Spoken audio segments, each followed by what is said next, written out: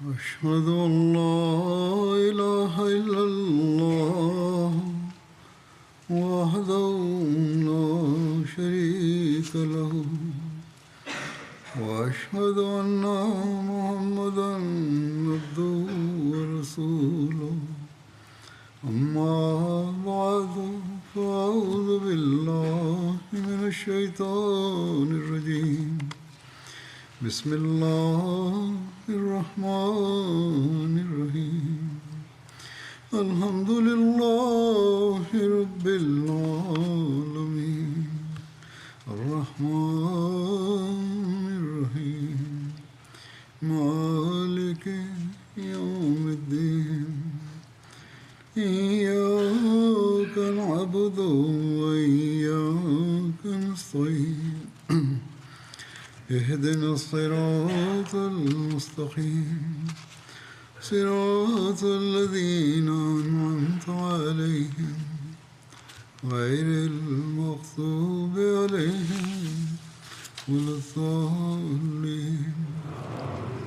Fand die Jalsa Salana Großbritannien statt und offenbarte dabei die Segnungen Allahs.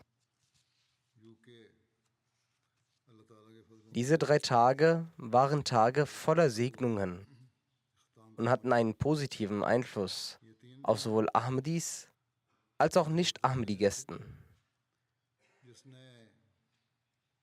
Ich werde heute einige Eindrücke einiger Nicht-Ahmadi-Gäste teilen, doch zunächst möchte ich mich bei allen ehrenamtlichen Helfern bedanken, die sowohl vor der Jalsa, während der Jalsa als auch nach der Jalsa ihre Rollen in der Organisation erfüllt haben und dies auch jetzt noch tun.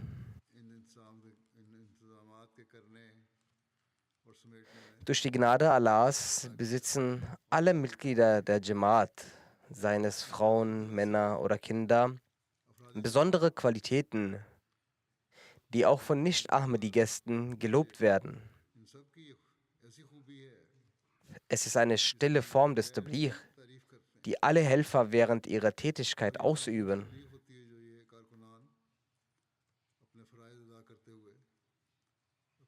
Alle Abteilungen der Jalsa tragen maßgeblich dazu bei. Ob an den Haupteingängen, an den Toren, bei der Sicherheit, auf dem Parkplatz, bei der Essensausgabe, der Essenszubereitung, der Sauberkeit, der Aufgaben von Kindern, der Wasserverteilung oder anderen Aufgaben, die Kinder bewältigen. Jede Abteilung, die auf der Jalsa Salana wirkt, ist in jeder Hinsicht sehr aktiv und verdient unseren Dank. Kleinere Schwächen treten natürlich auf und werden sicherlich von einigen auch bemerkt. Doch solche Unzulänglichkeiten sollten beim so großen Event toleriert werden.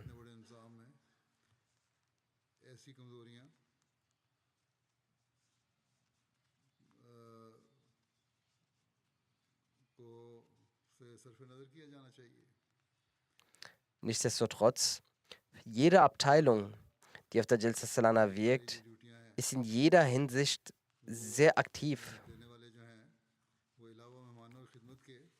Und alle Helfer, die in den verschiedenen Abteilungen den Gästen helfen, leisten dabei ein stilles Tabligh und viele Menschen finden lobende Worte für diese Helfer.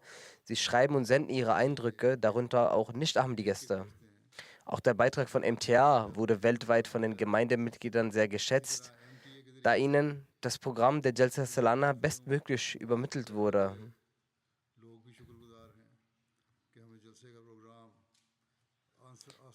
Auch hierfür möchte ich allen Arbeitern und Helfern meinen Dank aussprechen.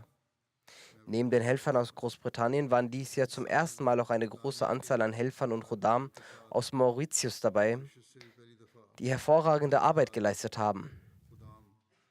Ebenso kamen Khuddam aus Kanada, die beim Abbau geholfen haben. Möge Allah sie alle belohnen.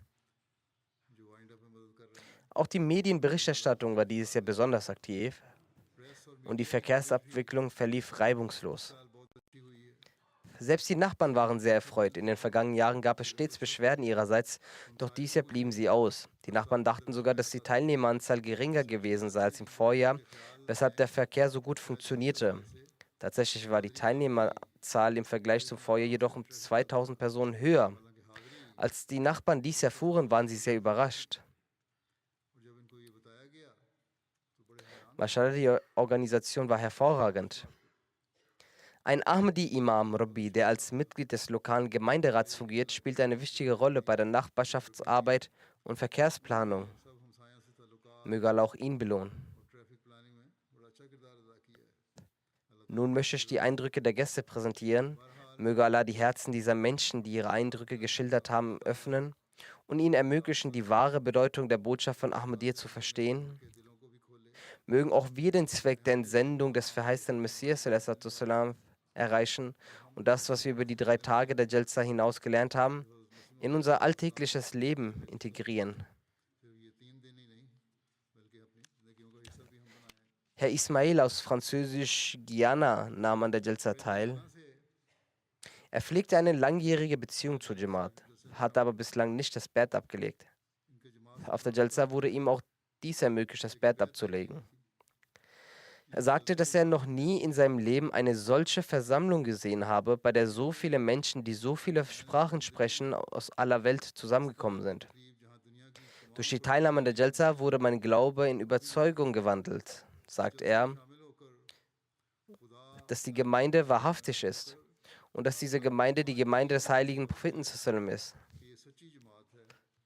Wenn wir nicht den Ruf unseres Propheten zusammen befolgen, den verheißenen Messias als Propheten dieser Ära erkennen, dann werden wir irre gehen. Er sagte, dass ich vollkommen überzeugt bin, dass Allah ihn auf diesen Weg leitete. Und wenn die Muslime vereint werden wollen heute, müssen sie in die Ahmadiyyat eintreten und sich an der Hand des Khilafats vereinen und sich der Ahmadiyyat auch anschließen.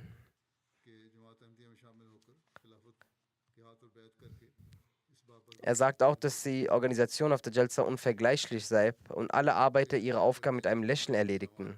In ihren Gesichtern war keinerlei Heuchelei zu beobachten und jeder Helfer half aus Herzen allen Gästen. Ich kannte niemanden, doch man grüßte sich einander, als würde man sich bereits seit Jahren kennen.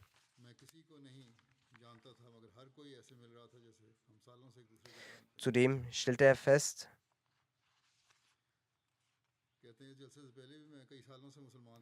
er war schon seit Jahren Muslim, hatte aber immer das Gefühl, dass etwas fehle. Nach der Teilnahme an der Jalsa sagte er, habe er das Gefühl, dass diese Leere nun gefüllt sei. Sagte, dass er bereits vor der Jalsa Muslim wurde und versuchte, gemäß islamischen Geboten zu handeln. Aus Japan reiste ein buddhistischer Oberpriester, Herr Yusida, an. Er sagte, dass er an allen Sitzungen der Jalsa teilnahm. Seine Ehefrau ging auch in das Frauenzelt und wir schauten uns gemeinsam die Ausstellung an und gingen auch für eine kurze Zeit ins Bazar. Überall war zu beobachten, dass alle Helfer eifrig und voller Elan gewirkt haben. Vom ersten Tag bis zum letzten Tag, dem letzten Moment, war der Eifer und der Elan der Helfer genauso da. Auch die Teilnehmer der Jalsa waren sehr gastfreundlich. Wenn Menschen aus mehr als 100 Ländern der Welt an einem Ort zusammenkommen, können vielerlei Unterschiede beobachtet werden. Es können verschiedene Probleme aufkommen. Aber hier waren das moralische Verhalten und der Umgang jedes Einzelnen gleich. Wurde jemand aufgefordert, stehen zu bleiben, blieb er genau dort stehen. Wurde jemand aufgefordert, sich zum Gebet oder zur Sitzung zu begeben, ging er auch dort, ohne zu zögern. Er sagt, dieser Anblick auf der Jalsa ist für uns unvergesslich. Er hatte auch ein Treffen mit mir. Ich hatte ihm gesagt, dass der Glaube an einen Gott notwendig ist. Darüber solle er nachdenken und weiter nachsinnen. Und ich vermittelte ihm auch, dass die Liebe zur Menschheit ebenso notwendig sei. Er sagte, als Anhänger des Buddhismus glaube ich traditionell nicht an einen Gott, aber definitiv sagt mein Herz, dass dieses Universum einen Schöpfer und Eigner hat und wir alle seine Schöpfung sind. Und wir können die Nähe jenes Herrn, dem Schöpfer und Eigner, erlangen. Wie dem auch sei, ein Stück weit entstand in ihm der Gedanke, einen Schritt zu Allah zu machen.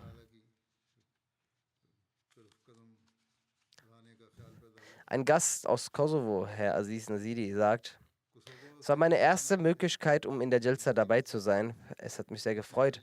Alles lief sehr organisiert ab. Besonders die Reden waren sehr von Nutzen. Nachdem ich die Ansprachen des Kalifen der Zeit hörte, kann ich in mir eine spirituelle Veränderung beobachten und mit dieser Veränderung werde ich heimkehren. Hier die Gebete zu verrichten, haben in meinem Herzen eine Ruhe herbeigeführt. Er sagt, ich bin ein sehr alter Mann. Ich bete, dass ich nächstes Jahr wieder die Gelegenheit bekomme, in dieser spirituellen Atmosphäre dabei zu sein. Die Atmosphäre hat in mir eine Liebe zu Islam Ahmadiyyat geweckt. Überall, wo ich hingehen werde, werde ich dies auf jeden Fall erwähnen. Die anderen Leute werde ich ebenfalls darauf aufmerksam machen, dass die wahre Lehre der Ahmadiyyat sie studieren sollen. Die Abschlussansprache des Kalifen der Zeit, die mit Beweisen gefüllt war, werde ich auf jeden Fall erwähnen. Weil ich selbst Zeuge bin, dass vor meinem Bett der Besitzer eines Ladens, das sich neben das Missionshaus, es heißt Beshetina oder so ähnlich, war der Name der Stadt. Als ich zu dem Laden ging und der Ladenbesitzer mitbekam, dass ich immer zum Missionshaus der Jamaat zum Beten ging, der Ladenbesitzer war Muslim, so sagte er immer zu mir, ich solle nicht in diese Moschee gehen, da dort die Qadianis sind, die einen neuen Propheten erfunden haben. Und dieser Mann, ihr Prophet, beleidigt den heiligen Propheten, Nauzubillah, Gott bewahre. Und er hat Neuerungen im Islam herbeigeführt und die islamische Lehre verändert. Doch ich ging ununterbrochen zu den Gebeten und holte mir die Antworten auf meine Fragen. Dann erleuchtete Allah mein Herz für die Ahmadiyyat, aber jetzt nach dem Hören dieser Ansprache wurde mir wieder einmal bewusst, wie die Gegner der Gemeinde die Leute von der Gemeinde fernhalten. Jedenfalls werde ich daheim auf der Grundlage dieser Ansprache und anhand der Schriften des Versmessias selbst den Gegnern die Antwort geben. Ein Gast, der aus Chile kam, war Herr Umar Jugur Sahib. Er arbeitet als Direct in der nationalen Abteilung und arbeitet als Director of Worship in Chile. Er sagt, zu meinen Verpflichtungen gehören die chilenische Regierung hinsichtlich der Registration aller religiösen Organisationen im Land und aller anderen Angelegenheiten zu beraten. Als ich mich bei den etablierten religiösen Organisationen aus unserem Land nach ihrer Meinung zu Ahmadiyya Muslim Jamaat erkundigte, gaben mir alle negative Eindrücke ab, die zusammengefasst lauteten, dass Ahmadis keine Muslime sind. Er sagt weiter, auf der Jalsa traf ich ihren Khalifen. Hiernach verspreche ich den Mitgliedern ihrer Gemeinde, dass ich meine Rolle bestmöglich ausführen werde und vor den Leuten, die unter meinem Einfluss stehen, meine persönlichen Erfahrungen äußern werde, dass Ahmadis nicht nur Muslime sind, sondern äußerst gute und vorbildliche Muslime sind. Über die Etablierung ihrer Gemeinde in Chile werde ich auch mein Bestes geben. Der Herr äußerte des Weiteren, ganz besonders gefiel mir die Ansprache des Kalifen vom ersten Tag, in der er höchstpersönlich über die Disziplin und organisatorische Angelegenheiten sprach. Er sagt, ich habe sehr häufig an religiösen Veranstaltungen teilgenommen, aber noch nie habe ich gesehen, dass ein religiöser Führer selbst Leitung zu den organisatorischen Angelegenheiten gibt. Nach dieser Khutbah-Predigt war ich sehr erstaunt und zugleich froh, denn diese Tatsache gibt preis, dass ihr Kalif sich über die spirituelle und moralische Verbesserung sowie für die organisatorisch-strukturelle Weiterentwicklung der Gemeinde sehr bemüht. Eine Dame aus den Niederlanden, Frau Patricia, sagt, zuallererst möchte ich mich für Ihre Gastfreundlichkeit auf der Jalsa Islamiya UK bedanken. Viele Menschen aus verschiedenen Ländern waren anwesend. Es war ein erstaunlicher Ausdruck der Brüderlichkeit zu sehen. Von Indonesien bis Amerika waren Leute aus verschiedenen Ländern anwesend. Sie sagt, ich nehme an ihren verschiedenen Programmen wie das Charity Walk etc. teil. Und die Teilnahme an der Jalsa war jetzt der nächste Schritt. Sie sagt, hier habe ich täglich gesehen, wie die Gemeindemitglieder und Teilnehmer versorgt und organisiert wurden. Und ein ganzes Dorf musste aufgebaut werden mit all den logistischen Herausforderungen und den Einrichtungen. All das wurde äußerst gut organisiert. Eine große Anzahl von Leuten hat man miteinander zusammenarbeitend gesehen. Es gab keine langen Schlangen. Die Leute hier kümmerten sich auch parallel um die Sauberkeit. Ich gratuliere dem Organisationskomitee und dem Team der Ehrenamtlichen zur Ermöglichung der Jalsa.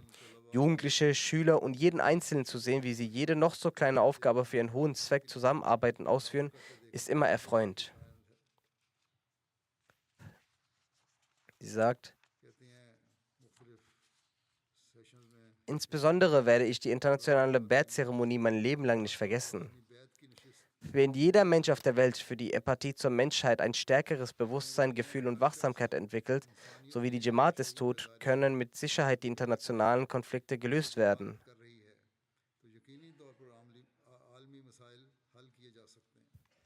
Ein Gast aus Argentinien, Herr Thomas Reynolds, der die nationale Sekretärin,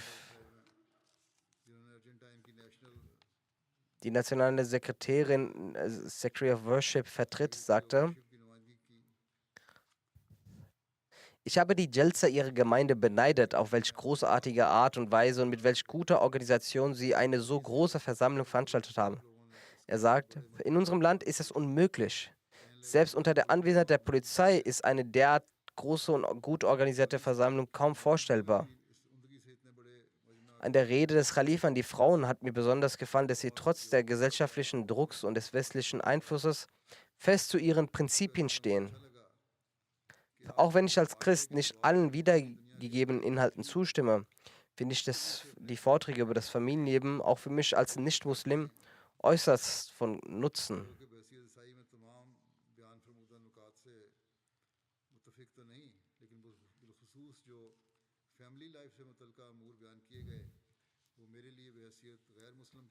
Aus Taiwan kam eine Dame, Dr. Isi Chan, Frau Dr. Isi Chan.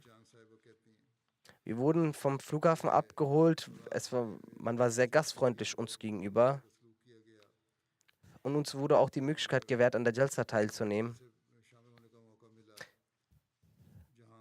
Und dort konnten wir beobachten, wie tausende ehrenamtliche Helfer ihre Arbeit verrichten. Ich konnte es nicht fassen. Sie sagte weiter, ich habe an zahlreichen Konferenzen in vielen Ländern der Welt teilgenommen. Doch so eine große Konferenz habe ich noch nie gesehen, die von Ehrenamtlern bewerkstelligt wurde. In der Rede an die Frauen hat der Khalif besonders schöne Prinzipien den Ahmadi-Mädchen vermittelt. Während dieser Rede habe ich die Gesichtsausdrücke der Mädchen beobachtet. Durch die Aufmerksamkeit, die die Ahmadi-Mädchen hier entgegenbrachten, konnte man erahnen, welch große Liebe Ahmadi-Mädchen sowie die Jugendlichen gegenüber ihren Kalifen hegen. Ich habe das erste Mal den Imam der Jamaat getroffen. Zuvor hatte ich den Eindruck, dass unser Treffen sehr formell sein würde und zahlreiche Formalitäten und Verhaltensregeln zu beachten wären. Doch überraschenderweise verlief unser Gespräch sehr informell. Es wurde nach unserem Wohlergehen gefragt und über Taiwan ebenfalls. Wir hatten sehr viele Fragen, doch waren so vertieft in die Beantwortung der Fragen des Kalifen der Gemeinde, dass wir nicht mehr dazu kamen, selbst Fragen zu stellen. Wie dem auch sei, die Jalsa hat einen frommen und positiven Einfluss auf sie gehabt. Ein weiterer Gast aus Taiwan, Herr Dr. Frank, sagte, dass er nach einer sehr langen Reise an der Jalsa teilgenommen habe. Als er von Taiwan aufbrach und in Peking ankam, wurde wegen eines Sturmes Flüge annulliert. Er sagt, wir konnten dennoch erfolgreich unsere Reise vervollständigen und kamen heil an. Ich spürte, dass unsere Reise eine Art Wunder war. Sagte weiter, durch die Teilnahme an der Jalsa spürten wir, dass es das Schicksal Gottes war, weswegen wir an der Jalsa teilnehmen konnten. Als der Imam der Ahmadi-Gemeinde in seiner Eröffnungsansprache erklärte, dass dies keine weltliche Veranstaltung sei, sondern eine spirituelle Versammlung, so wurde mein Glaube gestärkt. Die Tatsache, dass Gott uns trotz herausfordernder Umstände die Möglichkeit gab, an der Jalsa teilzunehmen, empfand ich als ein Geschenk und Wunder Gottes. Er sagt weiter, wir als Ehepaar sind die ersten Teilnehmer an der Jalsa aus Taiwan. Wir gehen mit diesem Versprechen von dieser Jalsa zurück, unseren Einheimischen zu erzählen, dass die Ahmadi-Gemeinde eine sehr friedliche, gut organisierte und sehr gesittete Gemeinde ist. Wir werden in den kommenden Jahren mehr Menschen animieren, an der Jalsa teilzunehmen.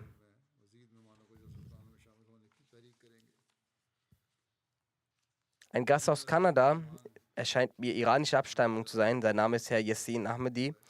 Er ist Arzt, er ist Doktor in Philosophie sowie Journalist. Er sagt hierzu, die Jalsa Salan der Ahmadi Muslim Jamaat habe ich im religiösen Bereich als Manifestation von Weisheit und Vernunft wahrgenommen.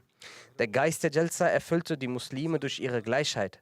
Vom ersten Moment an, von dem ich an dieser Jalsa teilgenommen habe, habe ich empfunden, dass Muslime von trockenen und steifen religiösen Vorstellungen weichen und sich zu den Menschen, die auf der Erde leben, mit Empathie bewegen. Das habe ich festgestellt, als ich die Jamaat gesehen habe. Die Glorie und Würde der Ahmadis, ihre Geduld und Langmut sowie ihre ausgewogene Interpretation der islamischen Lehren waren nach jahrhundertlangem Blutvergießen eine frohe Botschaft für ein friedliches Leben im Schatten göttlicher Führung. Der Einklang der Ahmadi-Lehre mit der modernen Zivilisation war ein schöner Aspekt von vielen, der klar und deutlich hervorgehoben wurde. Ich hoffe, dass die Ideen der Ahmadiyya Jamaat schnell und wirkungsvoll sowohl unter den Muslimen als auch in anderen Gemeinschaften Verbreitung finden, sodass jeder Erlösung, Wohlergehen und ein erfolgreiches Leben erfahren kann. Ein Gast aus Belize, Herr Donald Hakes, sagte, dass er seine Emotionen während der Bert-Zeremonie nicht in Worte fassen kann. Er konnte die Anwesenheit Allahs spüren. Er sagte, viele Männer haben ohne weltliche Sorgen intensiv geweint und haben um Vergebung Allahs gebeten. Die Erfahrung des Bert einen tiefen Eindruck aus seinem Leben hinterlassen. Eine derart große Versammlung mit so vielen Menschen ohne Alkohol und Musik zu sehen, war wirklich erstaunlich. Jeder wollte sich nur in seiner Spiritualität entwickeln. Das war wirklich lobenswert und eine lebensverändernde Erfahrung.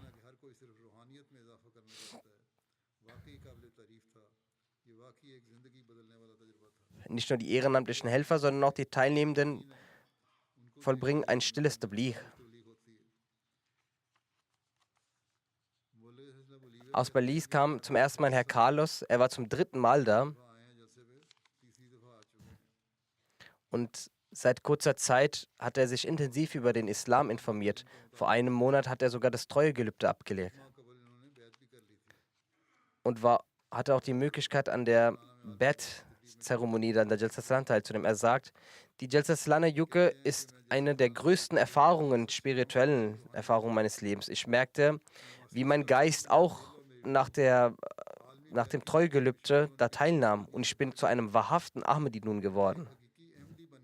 Als Nomobain, also als neuer Ahmadi, hat mir der Kalif der Zeit mitgeteilt, dass ich das Gebet aufrichtig vollbringen soll und mit Gott eine Bindung aufbauen soll. In meinem Land, in Bolivien, die Menschen darauf aufmerksam machen soll, den Heiligen Koran zu studieren. Ich werde auch mich nun an all das halten und versuchen, das umzusetzen. Aus Uruguay kam eine Nicht-Ahmadi-Dame, Frau Maria Solf. Sie sagt, die Jalsa Salana war über meinen Gedanken heraus. Alles wurde sehr gut organisiert, die Ansprachen waren sehr interessant.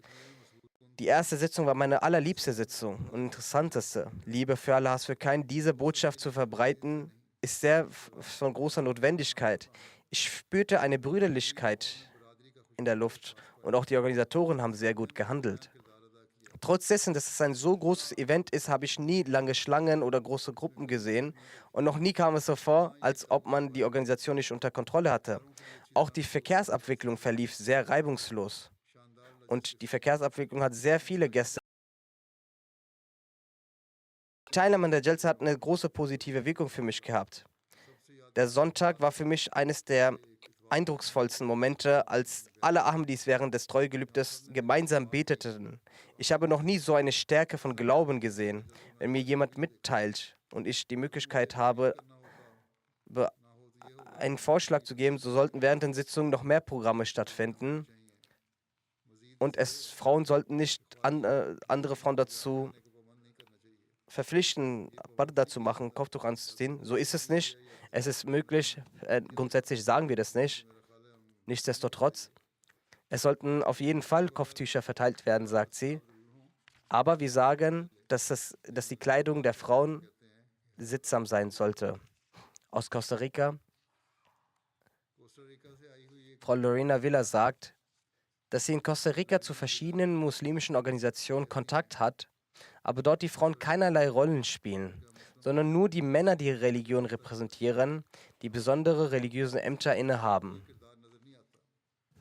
Aber nach der Teilnahme in der Jalsa Salana der Ahmadiyya Muslim Jamaat bin ich erstaunt gewesen und zugleich erfreut, dass in der Ahmadiyya Muslim Jamaat der Frau die gleiche Stellung gegeben wird wie dem Mann. Als sie am zweiten Tag auf die Frauenseite ging, sah sie, dass das Niveau der Disziplin und Sauberkeit dort noch besser war. Sie sagt, mir wurde erzählt, dass die Ahmadi Muslim Jamaat sich weltweit für die Schaffung von Frieden und Sicherheit und den interreligiösen Dialog engagiert. Anfangs dachte ich, dass es sich dabei nur um Sprüche handelt. Aber auch die Teilnahme der Jalsa habe ich durch persönliche Erfahrung gesehen und kann bestätigen, dass die Gemeinde auch selbst danach handelt, was sie Ausstehenden erzählt. Die Überzeugungen und Handlungen der Gemeinde stimmen miteinander überein. Ein Gast aus Burundi, Herr Hatungimana Unte, er ist Sekretär des Ministeriums für Eintracht, Gesellschaft und Menschenrechte in Burundi. Er drückt seine Gedanken folgendermaßen aus.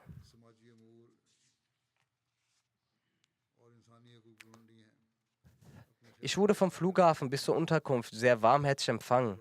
Junge ehrenamtliche Arbeiter und Helfer haben mich willkommen geheißen.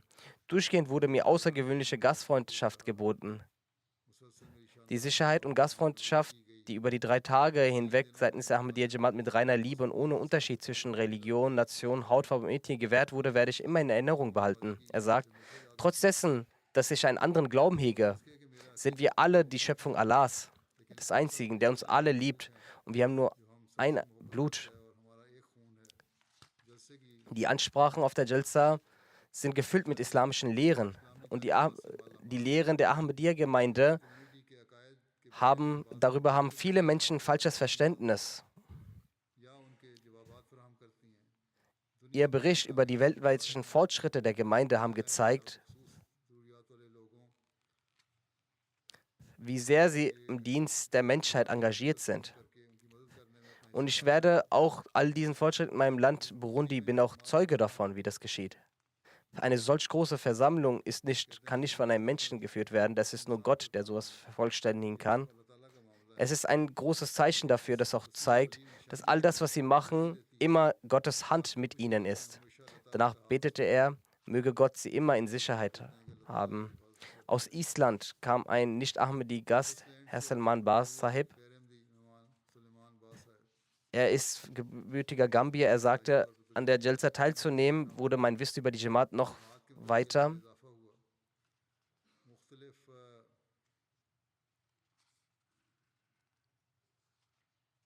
Ich hatte die Möglichkeit, an verschiedenen Ausstellungen teilzunehmen und sah, welche Fortschritte die Gemeinde und welche Missionen die Gemeinde auf der ganzen Welt tätigt. Dies hinterließ einen großen Eindruck auf mich. Und es hinterließ auch einen tiefen Eindruck für mich, als ich sah, dass 43.000, trotz dessen, dass alle an einem Ort waren, man trotzdem auf das Parda, auf die Geschlechtertrennung achtete. In einer so großen Versammlung. Ich war auf vielen großen islamischen Versammlungen und Programmen. Doch dort waren nur einige wenige Tausende. Und Frauen und Männer waren stets zusammen. Doch auf der Jalsa Salana, wo so viele da sind, wurde so sehr auf das Parda, auf die Geschlechtertrennung geachtet. Das ist sehr beeindruckend. Auch das ist ein stilles Tabligh unsererseits. Und dafür soll die Gemeinde auch gelobt werden, sagt der Gast. Die Organisation der Jalsa war herausragend. Man war sehr gastfreundlich untereinander. Alle Helfer haben sehr eifrig und mit voller Freude gedient und gearbeitet. Und es war ein sehr stilles und sehr gut laufendes Programm. Das ist nicht nur die Arbeit von wenigen Tagen, sondern das war die Arbeit und Planung von so vielen Tagen. Er sagt, dort, wo ich Unterkunft hatte, in der Jamia, dort wurden Matratzen aufgestellt, wir haben dort geschlafen. Und es wurde nicht unterschieden. Jeder wurde gleichermaßen behandelt. Mit allen Gästen wurde dies getan. Er gibt aber einen Vorschlag. Es wäre vielleicht etwas besser, wenn in der Jalsa Gar, auch wenn Klimaanlage organisiert wurde, spürte man trotzdem die Hitze. Die Airventilation war auch zu spüren, weshalb aber es dazu kam, dass man müde wurde. Und ich dachte, vielleicht geht es nur mir so, aber ich habe auch rechts und links geschaut und andere Leute waren kurz davor einzuschlafen und müde zu werden. Um frisch zu halten, sollte auch frische Luft gewährt werden. Der Muballigh aus Argentinien schreibt, Marina Plaza Saiba ist eine Botschafterin aus England. Sie war zum ersten Mal in der Jalsa Salana. Von der vor dem Umfeld der Jalsa Salana und den Ansprachen war sie dermaßen beeinflusst, dass sie jetzt sogar ein Programm veranstaltet hat und lateinamerikanische Gäste, die dort anwesend waren, hatte sie auch dort auf der Jalsa eingeladen. Während dieses Programms sagte die Botschafterin, dass sie vor allem all den Nicht-Ahmadi-Gästen danken möchten, die an der Jalsa Salana teilgenommen haben und so auch das Programm der Jalsa weiter übermittelt haben und promoviert haben. Die Dame sagte, die religiösen, organisatorischen, grundlegend ist es so, dass diplomatische Vertreter und Politiker nur für besondere Zeit und für besonderes Event eingeladen werden zu diesem Event. Doch in der Ahmadiyya Muslim Jamaat war es anders. Es ist sehr beeindrucksvoll gewesen, dass ihre Gemeinde uns alle Nicht-Ahmadi-Gästen vollkommen freigehalten haben. Das heißt, sie haben keine verborgene Agenda, die sie mitzuteilen haben, sondern all das, was sie sagen, ist sehr öffentlich und die Lehre, die sie den Externen mitteilen, leben sie auch selbst aus. Aus Brasilien schreibt ein Journalist, Herr Doccolini. Es ist eine Dame, Frau Doccolini, die sagt, ich bin von dieser großartigen Versammlung sehr beeindruckt. Vor allem die Struktur und dass die Teilnehmer aus so vielen Ländern angereist sind und in Liebe und Harmonie miteinander umgehen. Darüber hinaus von den Vorkehrungen, welche sichergestellt wurden, dass die Jalsa in jeglicher Hinsicht erfolgreich war. Ich war sehr glücklich darüber, eine Atmosphäre des Friedens, der Einheit und der Liebe zu sehen.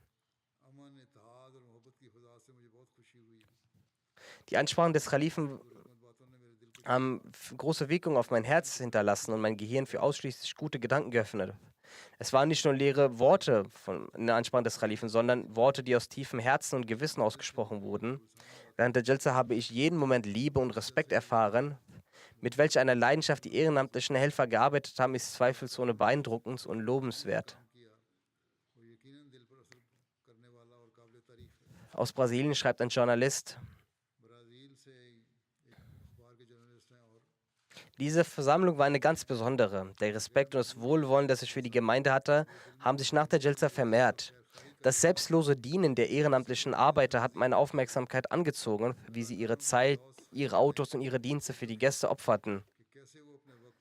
Dies ist eine sehr schöne Tatsache.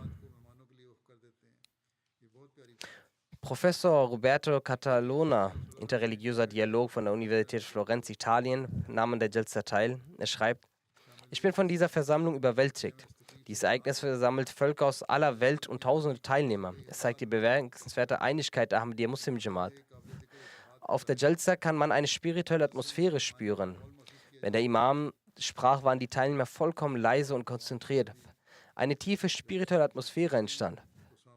Auch der Elan der ehrenamtlichen Arbeit war sehr beeindruckend. Tausende Freiwillige, unter denen auch Kinder sind, arbeiteten sehr hart. Auf der Jalsa war vor allem die Beerzeremonie ein unvergessliches Erlebnis, als an der Hand des Kalifen das Treuegelübnis abgelegt wurde. Dieses großartige und diese heilige Zeremonie verbindet 40.000 Menschen miteinander. Das ist ein starker Beweis für ihre kollektiven Glauben und Zusammenhalt. Ich habe mein Wissen vor allem hinsichtlich der Ungerechtigkeit und Tyrannerei, die gegen Ahmadis in Pakistan betrieben wird, erweitert. Trotz dieser Schwierigkeiten und Probleme ist das Verhalten der Ahmadis, nämlich nicht mit Hass zu antworten, sehr beeindruckend. Dies ist ein wahrhaftiges Zeugnis eures Glaubens.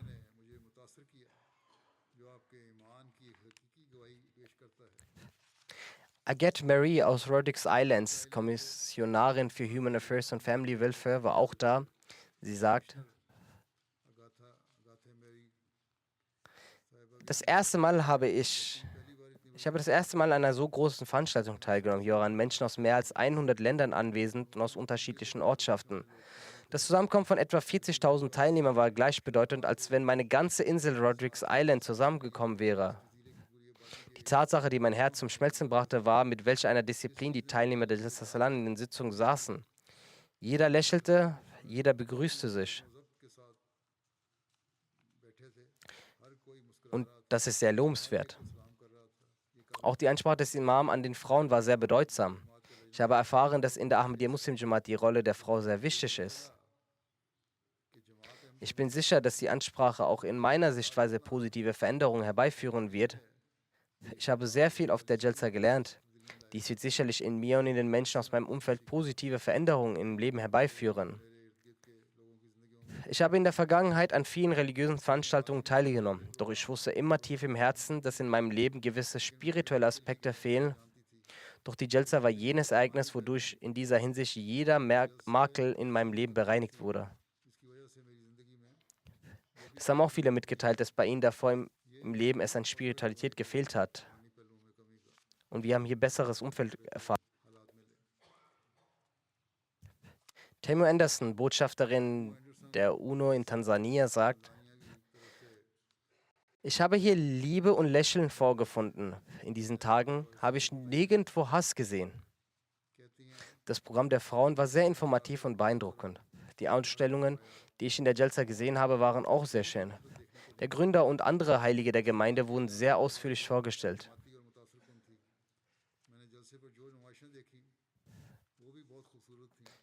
Die Geschichte dieses stärkenden Gründers und der Helden wurden sehr schön dargestellt.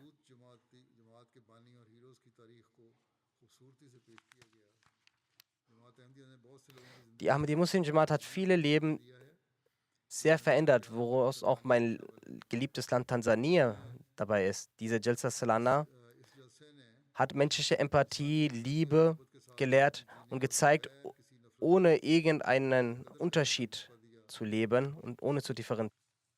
Ein Gast aus Belize, Herr Tivan, schreibt: Die 3 Tage der Jalsa Salana waren gefüllt mit Liebe und Frieden und Erfolg und Fortschritt. Die Organisation der Jalsa war sehr hervorragend. Es wurde nicht unterschieden zwischen Farbe und Herkunft. Alle Personen arbeiteten miteinander und agierten miteinander. Jeder vollbrachte seine Aufgabe und Verantwortung auf besondere Weise, ob Kinder oder andere. Ich war sehr beeindruckt, als ich dies sah. Die Redner wirkten sehr eindrucksvoll, hatten sehr besondere und tiefe Sachen zu berichten und hinterließen auch in jedem einen Eindruck im Herzen.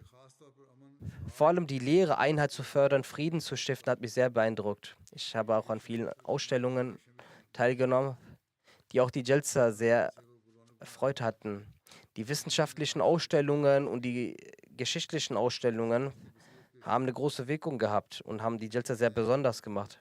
Ich habe Menschen aus verschiedenen Ortschaften getroffen und verschiedene Denkweisen auch mitgenommen, was aber mir gezeigt hat, wie Einheit aussieht.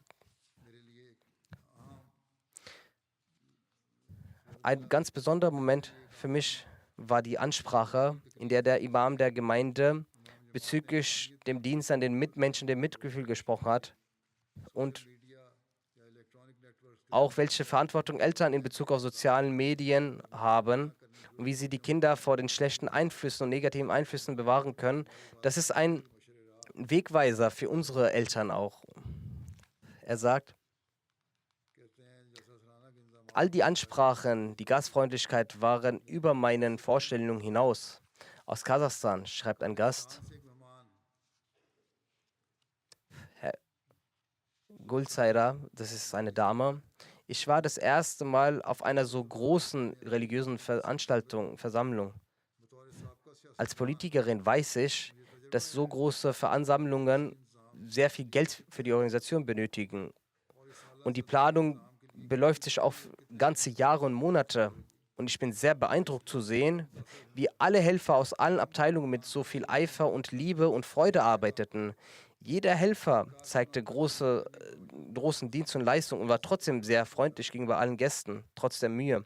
Doch das, was mich sehr beeindruckt hat, waren die Ansprachen des Kalifen. Es wurden allgemeine Sachen auch angesprochen, bis hin zur Moral. Und hinter ihnen verbirgte sich eine sehr große Weisheit. Was mir am meisten gefallen hat, war, dass er über die Erziehung der Kinder und dem Einfluss von sozialen Medien sehr ausführlich erläuterte. Daraus habe ich sehr viel gelernt. Und ich möchte das in meinem Leben auch jetzt entwickeln, dass wenn ich mit meinen Enkelkindern spreche, ihnen erkläre, wenn wir Fortschritt in unserem Leben erlangen möchten, dann dürfen wir unsere Moral nicht beiseite lassen und sie Sie war so beeindruckt von hier.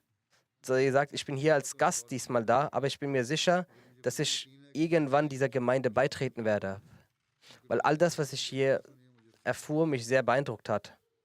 Aus Belize kam ein Herr, Akash Sumasab, er sagt, wie kann jemand ablehnen, dass die Ahmadiyyat nicht der wahre Islam ist?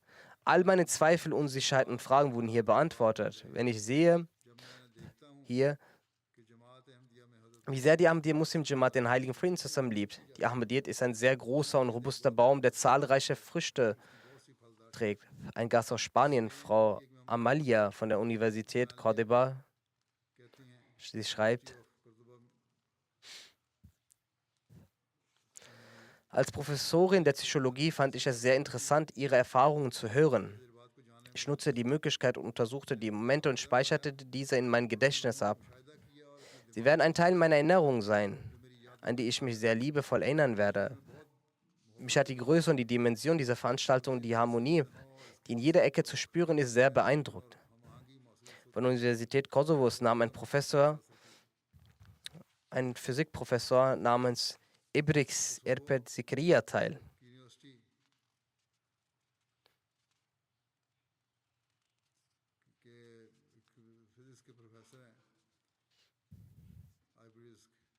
Er sagt,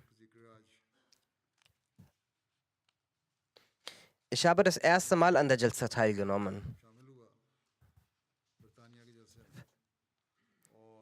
Nachdem ich die Ansprachen des Khalifen der Zeit hörte, habe ich festgestellt, dass das Umfeld aus dem Nichts besser wurde. Die Liebe, die zwischen den Helfern und den Gästen da waren, waren augenscheinlich auch zu sehen. Überall habe ich lächelnde Gesichter gesehen, das Assalamu alaikum gehört. Dieses Umfeld ist vergleichbar mit einem sehr frommen Umfeld.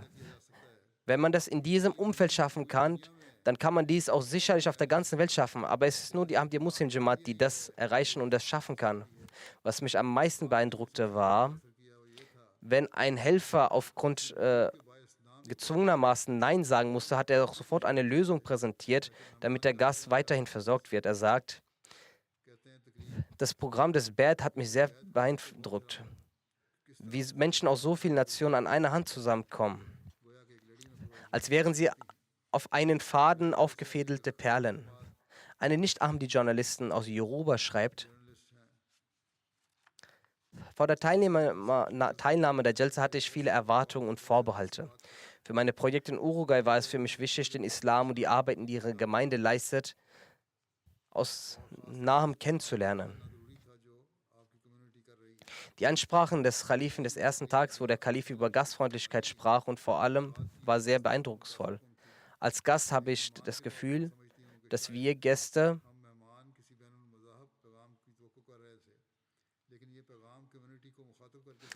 aus Sicht eines Gastes glaube ich, dass wir Gäste eine interreligiöse Botschaft erwartet hatten. Doch hier ging die Botschaft an die Gemeinde. Sie sagt, in dieser Atmosphäre, in der ständig Gottes Größe erwähnt wurde und seine Lobpreisung stattfand, habe ich sehr viel Frieden verspürt.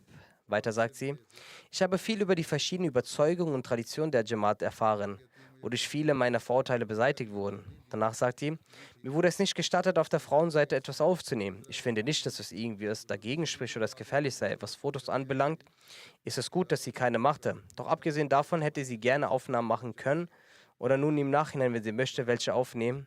Jedenfalls dies kann der Rabbi, der Missionar, der von dort gekommen ist, ihr erklären. Sie sagt, es wäre nicht schädlich gewesen, etwas aufzunehmen von dort. So hätten wir zur Verbreitung in unserem Land besseres Material. Die Jalsa hatte eine große Wirkung auf mein Leben. Der unvergessliche Moment für mich war, als ich die Männer während des Duas weinend sah. Ich finde, dass die Teilnahme der Journalisten dadurch erleichtert wird, wodurch auch die Veranstaltung besser vorgestellt wird. Mein Rat wäre es, dass die Arbeit und die Art und Weise, wie die Gemeinde arbeitet, der Welt mehr gezeigt wird. Eine Dame aus Polen, sie ist ein Gast, Frau Ina Postruska. Sie hat an der Justice London teilgenommen. Sie arbeitet in der Kundenberatung. Sie sagt, ich glaube zwar an Gott, aber ich fühle mich keiner Religion zugehörig. Ich habe die Gemeinde durch einen Ahmadi kennengelernt, der mit mir arbeitet. Er erzählte auch anderen davon. Ich habe gemerkt, dass er sehr stolz auf seine Gemeinde war, als er anderen auch so von einer Gemeinde erzählte. So habe ich auch einige Inhalte, Links und Webseiten von der Jamaat gesehen. Nach einiger Informationen und Recherche habe ich mich beschlossen, an der Jalsa teilzunehmen. Ich habe entsprechend der Jalsa auch ein Kopftuch und Kleidung gekauft. Als meine Reise zur Jalsa begann, hatte ich gemischte Gefühle. Ich war auch etwas ängstlich gewesen. Dann sagt sie, am ersten Tag der Jalsa hatte ich kein Wissen davon, von wo man in die Jalsa reingeht. Doch ohne mich zu fragen oder ohne dass ich gefragt habe, hat eine Dame mich dorthin gewiesen. Das hat mich sehr beeindruckt. Als ich in die Jalsaga ankam, hatte ich das Gefühl von vollkommener Sicherheit gehabt. Trotz dessen, dass so viele Menschen dort waren, hatte ich keinerlei das Gefühl gehabt, dass ich hier fremd bin. Die Ansprachen auf der Jalsa, vor allem die Ansprache des Kalifen der Zeit, haben meine Bindung zu Ahmadiyyat noch mehr gestärkt. Der besonderste und erwähnenswerte Moment für mich war die Ansprache des Imam an die Frauen, an der er hingewiesen hat, wie Kinder zu erziehen seien. Während der Ansprache habe ich immer wieder über meine eigenen Kinder nachgedacht, dass all die Mittel, die der Imam der Zeit genannt hat, ich stimme diesen überein, vollkommen. Und sehe es als äußerst wichtig. Ein Professor der Universität Kosovo legt seine Erfahrung offen. Ich war das erste Mal in der Jalsa da, ich konnte überall Liebe empfinden. Die Jalsa war aus meiner Sicht außerordentlich erfolgreich, besonders die Ausstellungen. Er sagt, ich bin aus Kosovo und es war sehr schmerzhaft, über die Opposition, die Verfolgung der Gemeinde auf der ganzen Welt zu hören. Die Abschlussansprache des Imams die Gemeinde hat mich darauf aufmerksam gemacht, was die wahre Lehre von Islam Ahmadiyyat ist. Und ich habe die Antworten aller Fragen erhalten. Ich werde nach Kosovo zurückreisen und all die Menschen, die gegen die Jamaat und gegen die Lehren der Jamaat sprechen, sie aufklären. Ein Gast aus Holland, Herr Chakwan, sagt, ich bin sehr angetan von der Gastfreundlichkeit der Ahmadiyya-Gemeinde und den Bemühungen der tausenden Helfern. Es war eine respektvolle, liebevolle und friedliche Umgebung für alle. Er sagt weiter, ich traf auch den Imam der Gemeinde. Es war eine sehr positive Erfahrung für mich.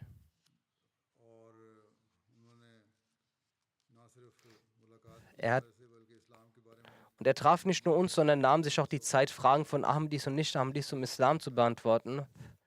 Und ich habe davon sehr profitiert. Er sagt, all diese Dinge haben in meinem Herzen ein Zuhause geschaffen und ohne zu zögern lauschte er unseren Worten voller Gelassenheit und gab uns Antworten. Das waren also einige Eindrücke, die ich beschrieben habe. Der Bericht über die Bats, die Treugelübde in Folge der Jalsa Salana besagt, dass Guinea-Bissau, ein Dorf mit 85 Menschen, das Bett ablegte, nachdem das Programm der Jalsa angeschaut wurde. Ein Imam der Moscheen in einem Dorf in Tansania legte auch das Bett ab. Eine Mollema, Gelehrtin in Niger, legte das Bett ab. In Kongo-Brazzaville haben 12 Leute während der Jalsa das Bett abgelegt. In Guinea-Bissau gibt es einen Ort namens Sari, an dem der Imam ein sehr großer Feind der Jamaat war. Anlässlich der Jalsa hörte er sich den Ablauf an und lauschte meinen Reden sehr genau zu. Er wurde eingeladen, auch dem zu lauschen. Er erzählt, dass jener, nachdem er diese Ansprachen gehört hatte, sagte, dass euer Kalif und Gründer der Ahmadiyya Jamaat ein wahrer Liebhaber des heiligen Propheten ist. Und uns wurde immer mitgeteilt, dass die Ahmadiyya Muslim Jamaat den heiligen Propheten nicht als Propheten anerkennt und ihren eigenen Propheten hat. Aber nachdem ich mir die Ansprache eures Imam angehört habe, bin ich davon überzeugt, dass ihre Jamaat die wahrhafte Gemeinde des Propheten ist. Er kündigte sofort an, zusammen mit 85 Personen in die Ahmadiyyat einzutreten. Diejenigen, die dagegen waren, traten in die Jamaat ein, nachdem sie sich die Jalsa anhörten. Möge Allah auch den pakistanischen gelehrten Maulvis ebenfalls Vernunft geben. Der Imam einer Moschee aus Abuja, einem Dorf in Tansania, erwähnt, er sei überrascht gewesen, als ich die Szenen der Jalsa Salana sah. Dieser Anblick war sehr beeindruckend. Während des Bett gab es sehr viele emotionale Momente und ich war überrascht, dass jeder die Worte hinter einem Imam wiederholte und betete. Diese Szenarien haben mich völlig verändert und eine tiefgreifende Wirkung auf mich gehabt. Inshallah werde ich mein ganzes Leben lang ein Teil dieser Gemeinde sein. Ich war ein Imam in einer sunnitischen Moschee, aber jetzt bin ich aus reinem Herzen ein Ahmadi und habe mich vollkommen verändert.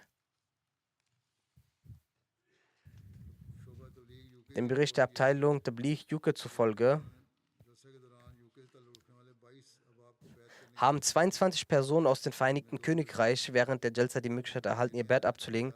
2 von ihnen sind Briten, 2 Nigerier, 11 Pakistaner, ein Rumäne, 5 Araber und ein Bengali.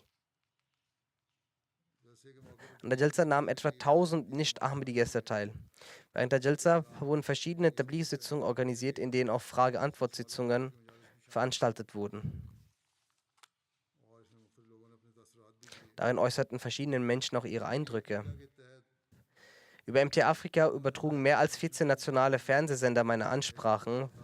Die Bert-Zeremonie wurde auch live übertragen, die einige Millionen Menschen ansahen. Unter den neu hinzugekommenen Fernsehsendern aus Afrika 10 Malawis nationaler Fernsehsender, in Benin Canal Prestige Fernsehsender, Gambia, Ghana, Uganda, Liberia und Sierra Leone. In etwa mehr als 30 Millionen Menschen sehen diese Sender an. Journalisten aus 14 verschiedenen Sendern nahmen an der Jalsa Salana teil und 57 Berichte wurden übermittelt. Die Reichweite dieser Berichte überschreitet mehr als 55 Millionen Menschen. In Senegal wurde im Mission House Vorbereitung getroffen, um die Jalsa anzuhören. Ein Imam, der im College Dozent für Koran, Hadith und Rechtslehre ist, sagte nach Ende der Jalsa: Ich empfinde mich heute als äußerst glückselig, weil ich heute die Möglichkeit hatte, den Khalifen des Imam Mahdi direkt zu sehen und seine Ansprache zu hören. Ich hatte zuvor große Zweifel gegenüber der Jamaat. Ahmadis würden, Gott bewahre, dem heiligen Propheten nicht zustehende Würde anerkennen, aber heute, nach dem Hören der Ansprache des Khalifen des Messias, sind all meine Zweifel diesbezüglich beseitigt und nachdem ich die heutige Rede gehört habe, kann ich ohne Zweifel sagen, dass die Jamaat Ahmadiyya nicht diejenige in der Würde des heiligen Propheten Arroganz und Unverschämtheit üben Ende, sondern eine immense Loyalität und Liebe zur Person des heiligen Propheten hegen und der gesamten Welt die Lehre der Praxis des heiligen Propheten vermittelt. Die Online-Berichterstattung darüber gibt es ebenfalls einen Bericht, dass letztes Jahr die Anzahl 41 betrug. Dieses Jahr waren das 49 Webseiten, die von 15 Millionen Lesern gezählt wird. Die Anzahl der Druckberichterstattung betrug 14. Es wurden 14 Artikel über die Jalsa veröffentlicht, die von 5 Millionen Menschen gelesen wurden. Über Fernseher und Radio wurden etwa 19 Nachrichten ausgestrahlt. 10 Millionen Menschen haben sich dies angeschaut. Und auch auf verschiedenen Radiosendern.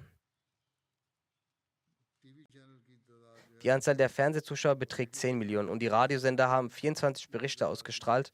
Auch hier beträgt die Anzahl der Zuhörer 10 Millionen. Durch die Gnade Allahs sind es über 46 Millionen Menschen, die sich die Nachrichten über die Jalsa Salana angeschaut und angehört haben. Man hofft sich in den nächsten Tagen weitere Ausstrahlungen über diese Nachricht. Sehr berühmte Radiosender wie LBC, Radio Solent, BBC, BBC South Today, Daily Express und viele weitere haben diese Nachrichten ausgestrahlt. In ähnlicher Weise waren viele Menschen auch von den Ausstellungen sehr fasziniert.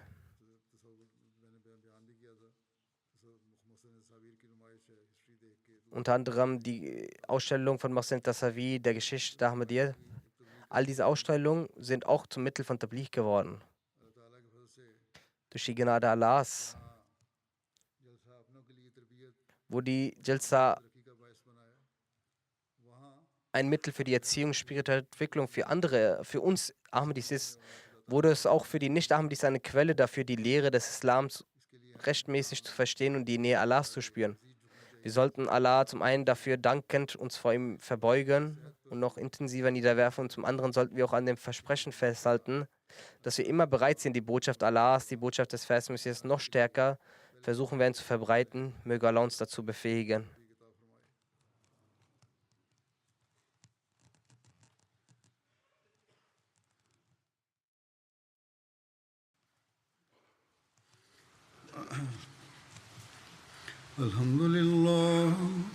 الحمد لله نحمده ونستعينه ونستغفره ونؤمن به ونتوكل عليه ونعوذ بالله من شرور أنفسنا ومن سيئات أعمالنا من يهده الله فلا مضل له ومن يضلل فلا هادي له ونشهد أن لا إله إلا الله ونشهد أن محمدا عبده ورسوله عباد الله رحمكم الله إن الله يأمر بالعدل والإحسان وإيتاء ذي القربى وينهى عن الفحشاء والمنكر والبغي